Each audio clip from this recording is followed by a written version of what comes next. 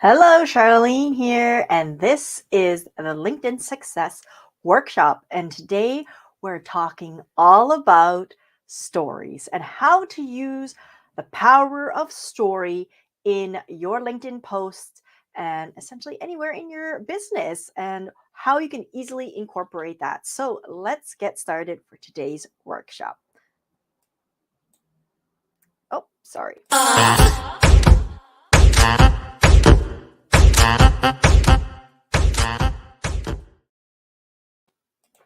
Hello, I'm Charlene Tessier, the founder of Strength in Numbers, and I'm helping you to attract motivated prospects to your business using a unique combination of LinkedIn and live streaming. And these stories that I'm going to be talking about can be used, of course, in text-based for posts, in articles, in any real way you want to communicate with your audience, in email, and of course, in live streaming. And so today we're going to talk about the power of story and how you can actually incorporate it really easily. To end, one little tip or one little kind of spoiler I'm going to give you is I ain't going to be teaching you the hero's journey. I know that's taught a lot, but this is actually even easier than that. So you want to stick around. And if you have any questions, please, I invite you to drop any comments you have, and I look forward to hearing your questions and comments. So, we are going to show you how to create stories that grab your audience attention on LinkedIn. Stories, they are a really powerful thing, right? Why are they so powerful? We are really just kind of hardwired to receive information through stories. And why wouldn't we? Since we were very, very young, right? How did we learn lessons and examples through fairy tales that we've been essentially told in all of our bedtimes, or from our family members, from our grandparents? And we are, as a human being, transfer information and remember information really easily through stories. That's why stories are just so powerful.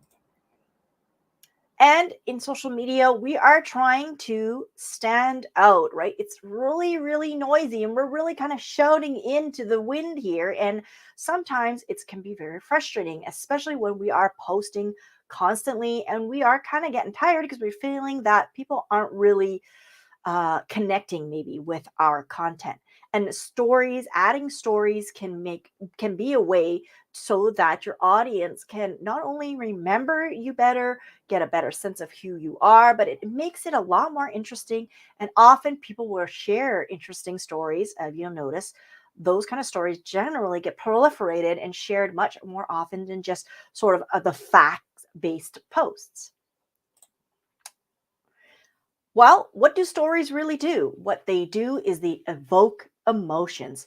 We as humans are very emotional human beings, and emotions and these stories help us kind of bring us into it, right? We start to uh, get vested into the hero or into the villain or to the underdog, right?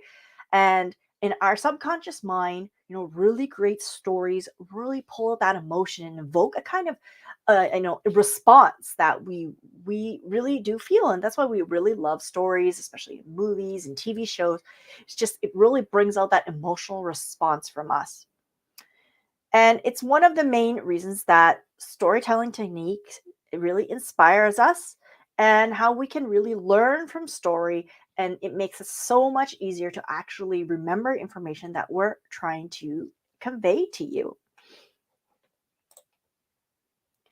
And it's all about, of course, connecting, right? Having a connection. A story connects us together and we can relate with that person and we become vested in their journey and how they have been able to succeed, as well as all of their failures and triumphs and obstacles, right? We really start to be a part of that and want to be a part of that as well and be on their journey.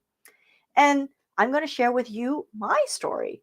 Well, I started my business about 4 years ago. I decided to move it from an offline business, hyper local in a physical location, to an online business. And I did this for two personal reasons, actually. The first reason I did this for was because I had my daughter and I just had gave birth to her, and I wanted to have an online business because I thought it would be easier to be more flexible around my time. The second reason I moved it online was I actually relocated to another country. I'm Canadian and I moved to Germany, and I had to still service my Canadian base, but I was based in another country. So I really had to figure out a way to do that. That's a present for you. Yeah, thank you. Now, I decided that LinkedIn was the place for me, mainly because I had been on LinkedIn since the very early days when it was just a glorified resume. And I really thought that my audience lived on LinkedIn. And so I tried for 2 years all kinds of, oops, there you go, 2 years, all kinds of strategies on LinkedIn, all kinds of systems, trying to bring in leads. And after 2 years, I started with this cold list of 50 people and I ended with the same cold list of 50 people. I was super disappointed. I was frustrated and I was angry and I kind of didn't know what to do. And I wonder if you've ever tried a social media kind of system and been frustrated and disappointed with the result you got. I'm sure you have. But I was determined to get my online business working and I didn't want to give up. So what I did is I kind of threw out all of those kind of uh, over promises of getting this and that on LinkedIn, and started doing things what that I thought would work. And I actually started testing those things myself and seeing the result. And so, to my very much to my surprise, after a few months of testing and trying things, I got a direct message from somebody who said they were watching my live streams, they loved what I was doing, and they wanted to get in touch with me. And I was really shocked. I had been doing all kinds of outbound reaching, connecting, following, commenting, and no one had ever reached out to me about my services or offerings. And we got on a call, and she said, I really love what you do. I want to do it too. I want to live stream on LinkedIn. I want you to help me get started. Let's get started together. And she became my first client. And I was just super shocked that this happened. And I thought, wow, I was super lucky. This only going to happen once in my lifetime. It's never going to happen again. But that wasn't true. I kept doing what I was following a system, and I ended up getting direct message after direct message, month after month. And some turned into clients, some turned into referrals, and some turned into partners. And it was really amazing. And for the first time, I wasn't chasing my clients anymore on LinkedIn. They were actually reaching out to me. And I didn't have to do a strong sales or outbound, messaging. I ended up being really my authentic self and doing it in a way that was almost kind of on autopilot. And Amy, she became my very first client, and I really enjoyed working with her and helping her to transform her LinkedIn presence, which was pretty much non-existent, to a consistent regular content creator who is getting messages and referrals from people every month. So in this workshop, we are going to focus on how you can use the power of story to connect with your audience and start building that relationship. We are going to find them, we're going to target them, and of course, we are going to attract them. I'm going to make this tiny bit bigger for you to see that. There you go. First, let's find them. Now, when we get on social media, what happens? You start doing this. You start scrolling super, super fast. That is what everybody does. And there are two things that gets a person to stop, right? We want them to stop scrolling. And there are two reasons why they will stop. The first reason is they recognize you. So they don't have to be your personal friend. Maybe they have consumed your content before, so they know kind of what they're going to get. Maybe they are a partner of yours or a colleague, or maybe you just had a meeting together recently, or you met in a networking event, but they recognize you in some shape or form. When we recognize people, we generally stop. The next reason why we'll stop is that something exciting or fascinating or controversial or something catches our eye to make us want to stop and pull us in. And one of the ways you can make it sort of exciting, I guess, is through story, because the story has that kind of natural anticipation and build up that really brings us in and can draw us in. In addition to that, is if you use story, people will generally remember the story longer, maybe share your story, and the next time they see you, they may have that recognition of, even though they watched it maybe a few days ago or saw it three, like, oh, I remember she told a really great story last time, right? Even if they don't remember all the details, she told a really great story. I actually want to watch her again. So you start to get that recognition going. And you want to make a very good first impression. And this means that when people discovering you on LinkedIn in the feed, they are, of course, saturated. Look how many posts there are. They could stop at anyone at any time. And hour after hour, minute after minute, more and more is coming in, right? And when you make that impression, the first good impression, whether you use story or video or live streaming, you are starting to kind of train your audience to kind of recognize, oh, if I see Charlene or if I see Paul, I kind of know what I'm going to get. And so you really want to make sure that the content that you're providing to them is kind of delivered in a way that they will always expect. And if you always use story or tend to use a lot of story, then they will have an expectation that that will be incorporated every time. And that's what you really want. You want to use that to sort of draw them in, start to get to know you, start to recognize you, and then, of course, come more into your world through your list. Now we're going to find out how to target them. Because who are we talking to when we write this story? And there are two very important things we want to know. We want to know, who do you help and how do you solve their problem? How do you help them? It's really key that you think a lot about who you're writing this story to. And if you can, try not to write the story to your general avatar. Okay, that's kind of the most common way people do it. They have kind of this kind of framework of a person, but it's not really truly a person. And what I challenge you to do is to have a person, okay, even if it's a fictitious person created from many of your current clients, make that person really your avatar. And this person is actually mine. She's Amanda, and she's not an avatar, she's a person.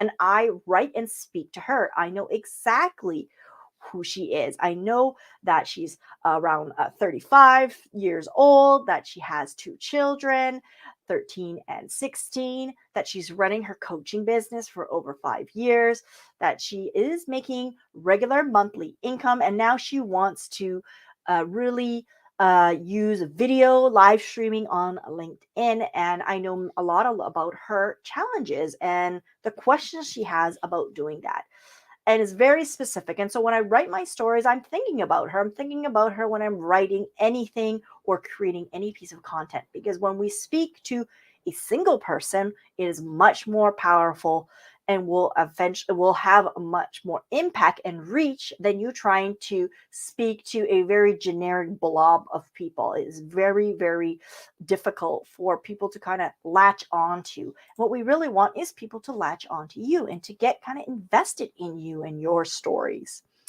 So now we're going to attract them. I'm going to share with you now the story structure.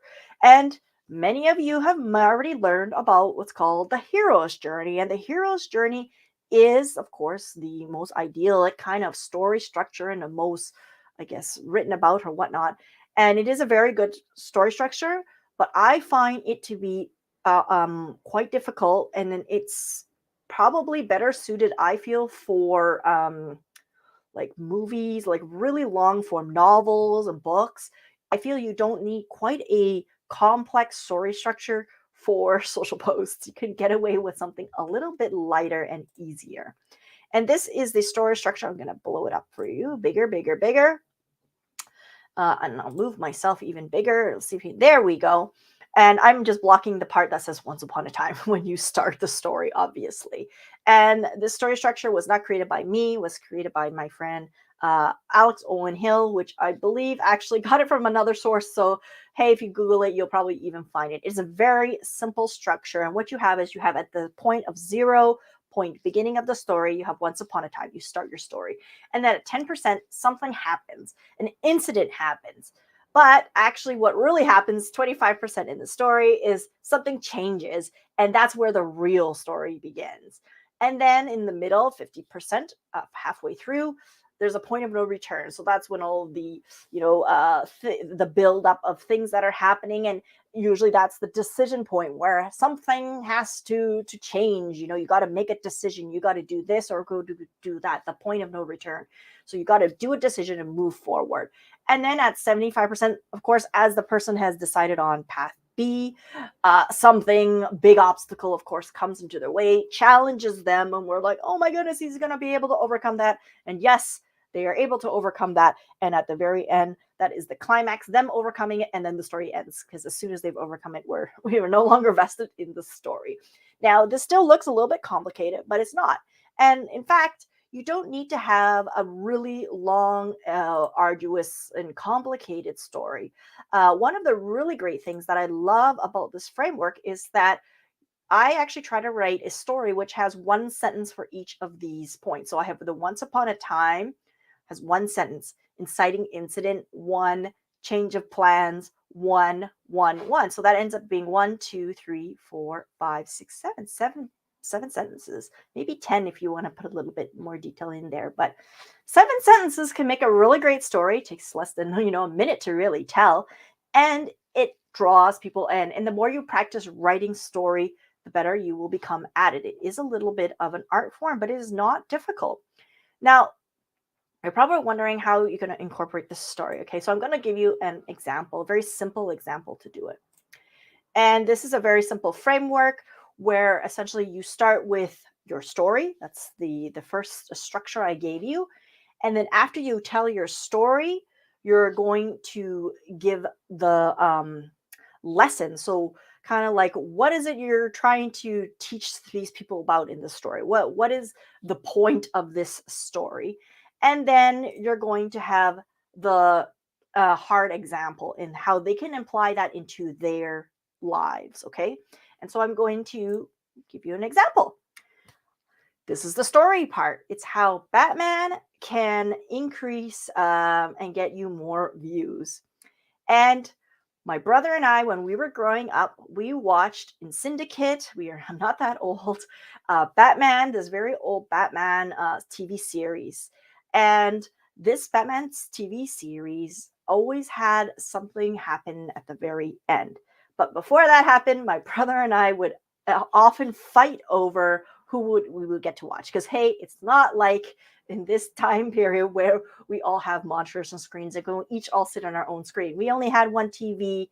Only one person can choose whether they're watching. And often my little brother won because my mother would say, hey, you're the oldest. You should help accommodate your brother and make him happy. You don't get to pick, you know, be nice to your little brother, obviously.